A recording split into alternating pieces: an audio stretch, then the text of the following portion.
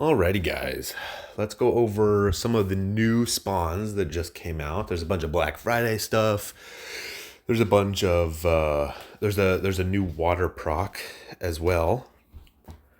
Let's go over the flowing water gear and the ravaging water XL proc and talk about whether or not it's good and where it's good, if it is good. So right off the bat, I can tell you 7XL, when it's maxed, is incredibly powerful. That is the top tier, top end of damage that we're seeing right now. Doesn't give you cost. It gives you ability, uni gain. So no cost.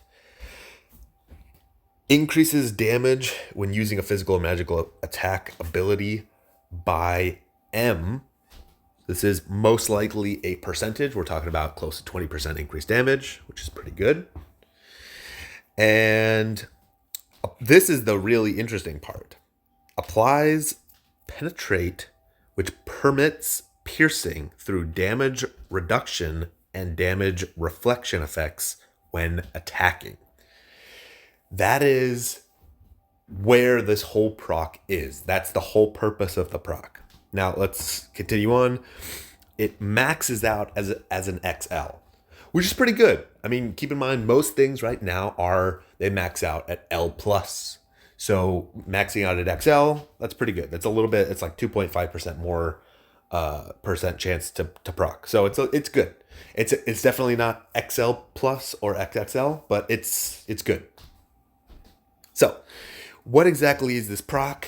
Where would you use it? So far, let's just talk about this part, and then I'll go on to the defense gear. We'll talk about the cost, and I'll also talk about the flickering strike, the weapon abilities. So right off the bat, I can tell you this is not a PvE proc. This is not a questing proc. And the reason why is because in quests, you're going to be spamming abilities. You're going to be using as many abilities as quickly as possible. And the reality is most of the strongest abilities in the game are 20 cost or more.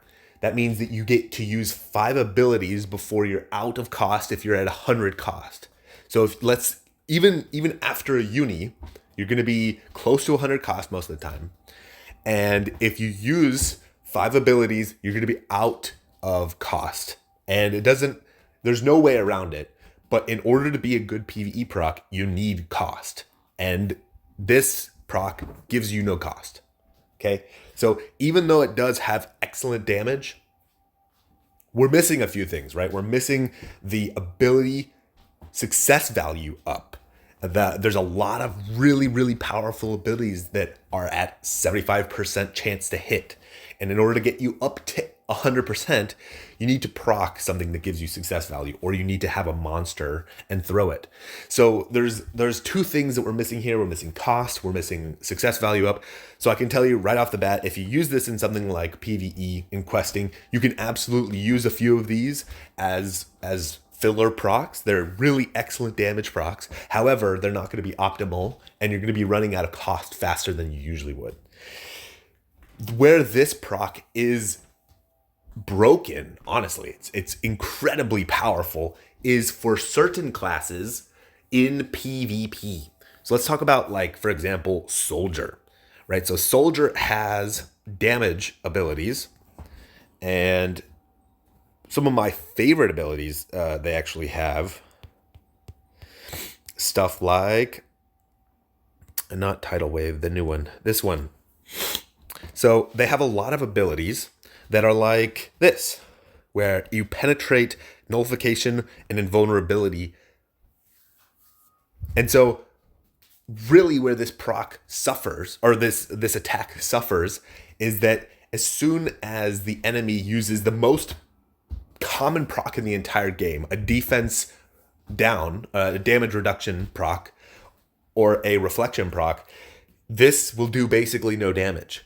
However, now if you proc this Ravaging Water XL, if you proc this, it gives you damage reduction and reflection penetration, which means now there's no way to block procs except for when you proc, you get that. Most of the really, really good procs are going to give you ability power like a certain amount down. Like, for example, ability power 4xl down or 5xl down. So you can only reduce the enemy's ability power if they proc and use a nullification on top of that. So there are, I would say every class can benefit from this. Ninjas benefit from this.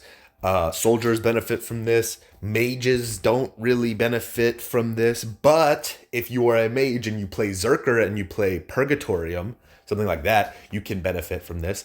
So I think, and I mean, absolutely archers benefit from this. Some of the highest damage dealing abilities that archers have are nullification ignoring. The problem is that you like usually you would say with a lot of the old D-War procs and stuff like that is that the problem with those procs is that they're capped out and they can't proc over a certain percent. And so it's really a gamble whether or not when you attack somebody, you can kill them. However, with this proc, it does not, we don't know any information. It could be capped, it could not be capped, but XL gives me a huge amount of information. That tells me that a team is accepting a high proc chance for something like this. So if you main slot these and you have, let's say, 3 or 4 of them, there's a good chance that you proc these, at least one of them, when you're attacking somebody. So for guild battle, for PvP, this is an excellent proc. If you're trying to kill somebody, this is 100% a good proc. Now it doesn't fit every situation. So for example, there are abilities like if I'm using, because it doesn't do anything to nullification. So if I am playing a lancer, or I guess we can go back to a soldier. Where is... There it is. So if I use Raging Slash, right, this penetrates reduction and damage reflection. And even if I proc this new proc, we are not getting any protection, any nullification against, or penetration against nullification procs. So when you're talking about whether or not this proc is good or not, make sure that you're using abilities that are penetrating nullification and invulnerability effects. You don't want to use abilities that penetrate reduction or damage reflection procs. Does that make sense? So hopefully that makes it clear. You want procs like these, or abilities like these that penetrate nullification and invulnerability. That's really where this proc shines in PvP specifically. Let's talk about the weapon ability. So it prevents Unison gauge fill activation, which basically the gist of that means that you can attack somebody and not fear filling their uni. So generally speaking, when you attack somebody, if they survive the uni, there is a high chance that they have just gained 100% uni. And the only way to prevent that is to either not attack them or apply a bunch of uni downs and gain reduction downs and try to do it that way. They have Unison, or A Team just in general, has recently been more proactive about adding a lot of these prevent Unison gauge fills, which are really nice abilities because you can just attack the enemy and maybe they'll take half HP or die, or maybe they'll take 0 damage. You don't know. But the second part of this is quite interesting. It applies Chipped Blade, which there's not a whole lot of resistance against Chipped Blade, so it is interesting, but it prevents them from penetrating damage reduction and damage reflection for 5 seconds. So 5 seconds is pretty bad. Let's just all agree on that, because the way that A Team's damage works, generally speaking, is that if you're halfway through a proc animation, so let's say that I've already started my proc animation, generally speaking, the damage has already been calculated. Now, I'm not sure if this is the case for an ability like this. So here's just an example of how we know how procs and damage has already been calculated at the very beginning. When you attack somebody, even if the ability is a really, really long ability, like for example, Rainbow Flare is one of the longest abilities in the entire game. It's a morpher ability and it hits everyone. It's a really long ability. But if you use this ability and then right after somebody uses something like Devoted Sacrifice, which should protect the entire team. Where is it? Devoted Sacrifice, which should protect the entire team. Generally speaking, it will not proc the Devoted Sacrifice won't protect the team unless the abilities have already been used. So it's unclear at this moment whether or not Chipped Blade does anything when you're already through an attack animation. So I just want to be clear that there's a chance that it works, that Chipped Blade actually does something if they're halfway through an attack, and there's a chance that it doesn't. It is a debuff, but debuffs don't always do something right away. For example, here's another great example of debuffs not really doing anything. If you throw your Unison, the Unison, even if you get uni locked after you throw your Unison, if somebody else cleanses your uni before the uni lock goes off, like before your uni opportunity would have come. So for example, let's say that the enemies went first and you get uni locked, but one of your teammates threw a monster that cleanses uni lock before your monster would have gone in the attack order. Then when they cleanse you, you can still use your uni even though you got uni locked. So there are instances where even if you're hit with a debuff, it doesn't necessarily mean that the debuff will affect you. It kind of depends. So my guess is that it probably would affect the damage, but it's such a hard thing to judge. I'm hesitant to say whether or not the Chipped Blade will actually do anything. I have no data to support either way, to be honest with you. But I can see it both ways. I can see that you're already doing the damage and the penetration doesn't really matter. Like the whether or not you get reduced on penetration, once you've started doing damage, the game just calculates the damage and you kill somebody. But I can also see on the other side how it could reduce your damage. Like, for example, potentially like reducing your stats. But I'm pretty sure once you're fully through an attack animation, the damage is going to be dealt regardless. That's how they used to calculate it for a really, really long time. So it's one of those things. Who knows how this works? Maybe it is effective, but my guess is that 5 seconds isn't enough. You're really using this for something like this. Now, it could be a really fast ability, but generally these types of abilities that prevent unifill are kind of slow. I don't know if this is a fast or slow ability. I'm just giving you a perspective. I haven't personally tested it. Let's talk about the defense gear. It's really interesting, actually. It is a physical or magical proc only, so it only activates at certain times. Unfortunately, it is just an L, but it's really easy to stack to 3. So it's like a weird trade-off. You can absolutely get this to 3 super fast, but the proc rate is pretty bad. It's a super interesting proc. It's unlike almost anything we have in the game, because generally speaking, damage reduction procs they almost always apply to one, or they almost always apply to both types of damage. There hasn't been one of these types of procs since like the 25 cost era, where there wasn't really such thing as nullification procs.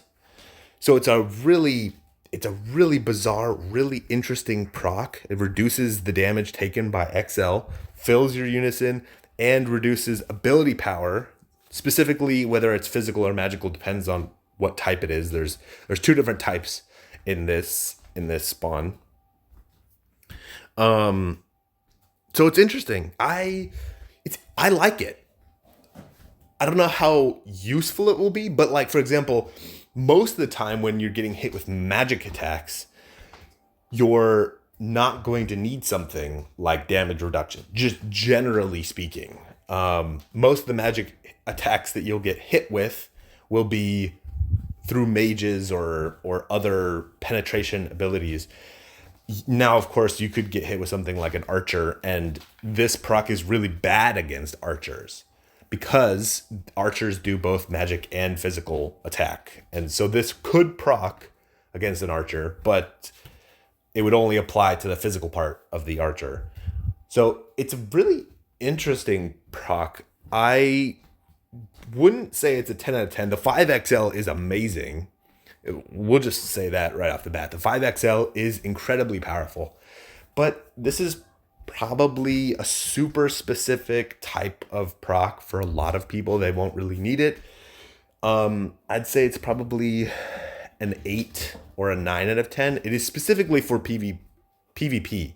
It's a really interesting, good proc for PvP in the current meta, but it could change. You never know. And these procs here, I think they are 10 out of 10 if you enjoy PvP, and 7 out of 10 if you are just a general enjoyer of the game. So yeah, I think that they're pretty good overall. If you take it, if you take half of these, so if you do like 150, 150, 150, expect to spawn. It's 75 gems, just to go over it. 75 gems to get one piece of gear, and you're not guaranteed that piece of gear. It's just a random piece from the set. So you even after spawning like 10 times, there's no guarantee that you got what you want. So most likely you would need to get the 3,600 or something like that for it. Yeah, 3,600. Which comes out to generally somewhere between 600 and 750 gems. I always recommend to spend higher amounts of gems so that you're not stuck. If you're halfway through the spawn, you didn't get good rolls on the coins, and you need to get more gems in order to finish. But I did have a guildmate who spawned this, and he spawned 10 times, and then he had to trade for the sword. He didn't get a single sword. So just be aware, there's no guarantee of anything. But I think it's a pretty good spawn. I think it is. I will just tell you right off the bat, I will personally not be spawning this.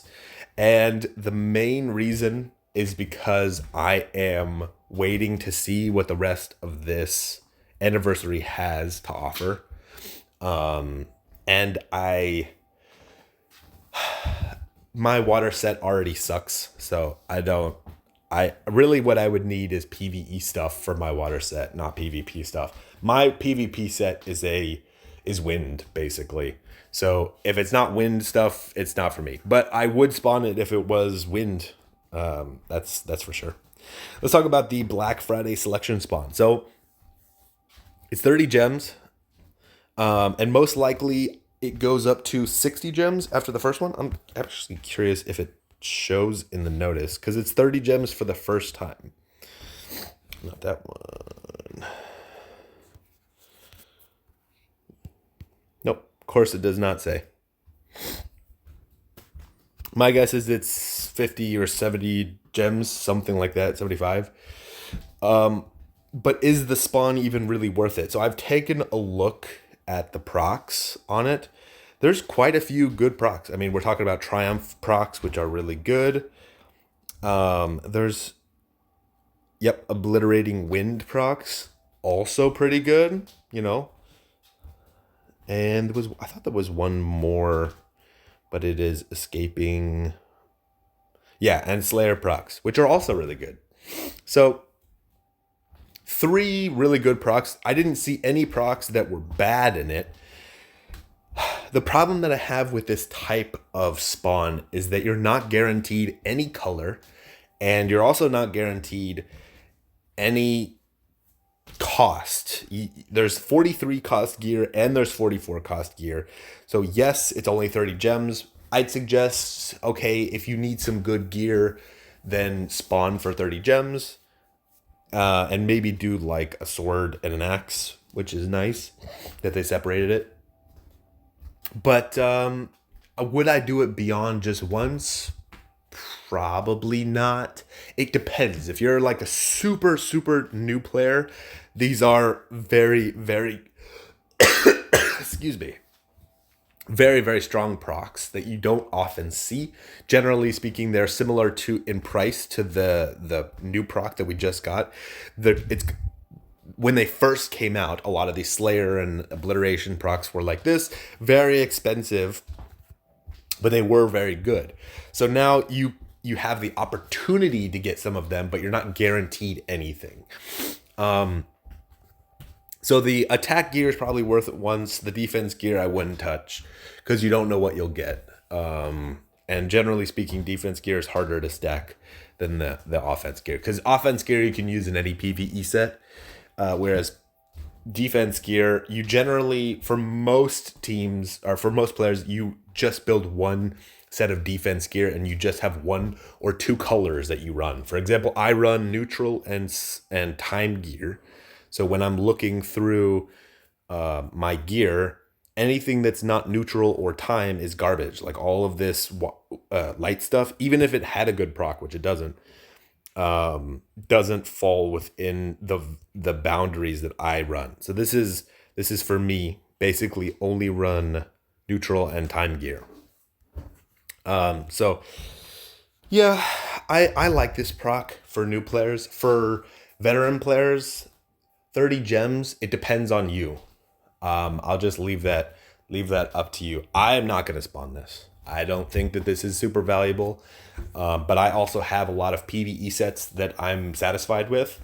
And I don't feel like getting another star, light, dark weapon, because I feel like that's exactly what I would get. And I definitely don't need any more of those. So yeah, it's a kind of meh proc for me. This one's an interesting one. It is 30 gems and what is that? 1.6 drops of ether to get a guaranteed 38 cost monster. Now this one, I think a lot of people get baited into doing. It's a super interesting spawn. I have not gone over a monster tier list, and I keep getting asked to do a monster tier list. I want to do a monster tier list as well. The problem with the monster tier list, there's two problems. A-Team hasn't updated Limapedia in like 3 weeks, 4 weeks, maybe more than that. It's been a while. There's basically no 45 cost gear. Actually, it's probably been much longer than that. Maybe like 2 months or 3 months. Anyway, they haven't updated Limapedia. So there's that. There's also the fact that I just got a new phone and I haven't spent the time to try to find an application that has a tier list. And the third reason is because I'm going to have to take screenshots of monsters, and there's like 500 monsters. So it's going to be a lot of work. But I can tell you that getting random monsters is not good.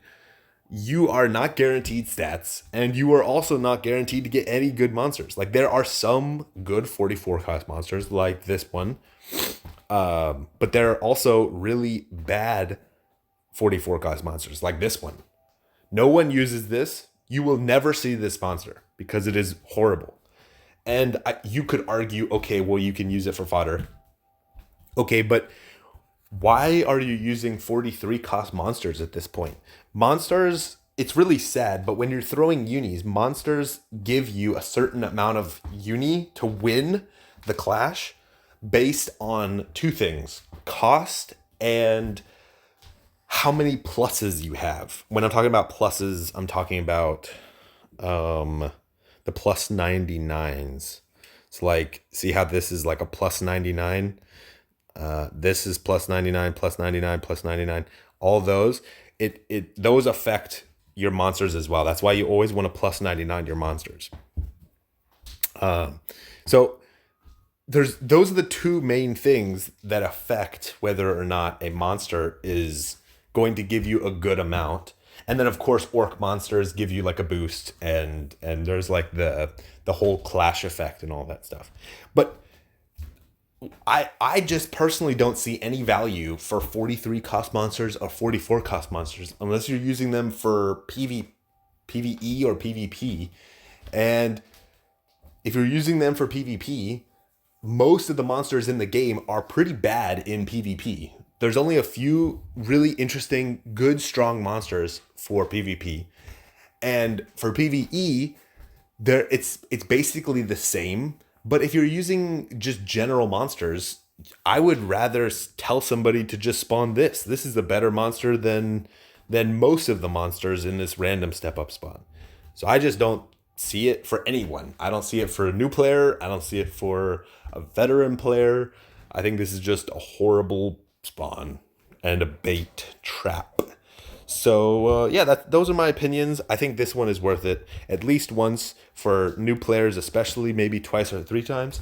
But it depends on your monster or your weapons. And this one is only good if you're willing to spend 750 and you like PvP.